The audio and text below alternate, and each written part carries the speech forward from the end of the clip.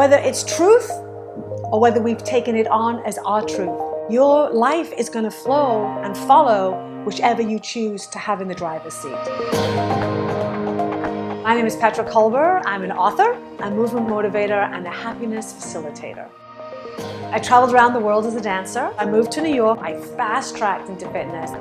My upbringing was a little traumatic. My father was an alcoholic. Somewhere along the line, I misinterpreted this idea that perfect meant value. We don't view making mistakes as making a mistake. We view it, I am the mistake. As that truth became more of my truth, my anxiety became bigger and greater, and it moved into panic attacks. I also had this awful symptom of like this 0 to 60 head to toe sweat. If ever I was sitting at a dinner table in New York and all of a sudden the attention was brought on me unexpectedly, oh my God. It looked like I had run a marathon. My first girl, excuse me, I've got to be right back. I've got to go to the restroom. And then, you're in this little toilet trying to calm yourself down, knowing there's a group of 6 people waiting for you, thinking she's lost her mind. This is spinning in your head, trying to walk out being perfect. I couldn't bear that anymore.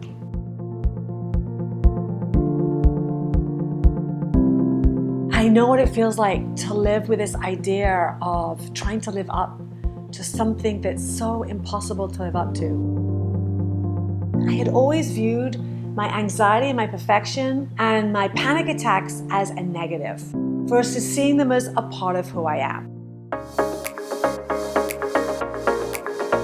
The moment I stopped seeing it as a negative or something to be ashamed about, it took away the power. People say, when they come out of my classes, they say, oh my God, I feel so inspired. What I was tapping into are not people's bodies. What I really was tapping into is their hearts. And so I felt like this was also maybe a missing link in the work that I had been doing to also cultivate my own happiness, my own resilience, my own grit. Whether you think you're a perfectionist, whether you are searching for more courage, whether you've ever woken up and said, I'm not enough, whether you've ever woken up and thought that you were the only one that didn't have it figured out, this is the book. First few steps are basically getting out the mud. Step 2 is reframing our focus. We've been so conditioned to focus on everything that we're not.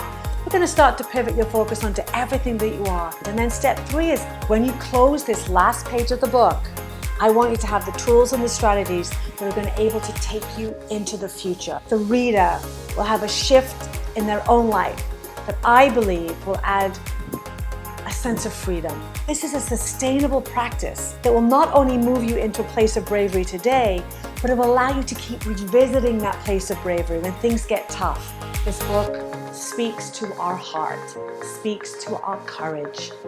It reminds us of the truth of who we are before anyone told us we were to this or to that. It brings us back to the person we always were.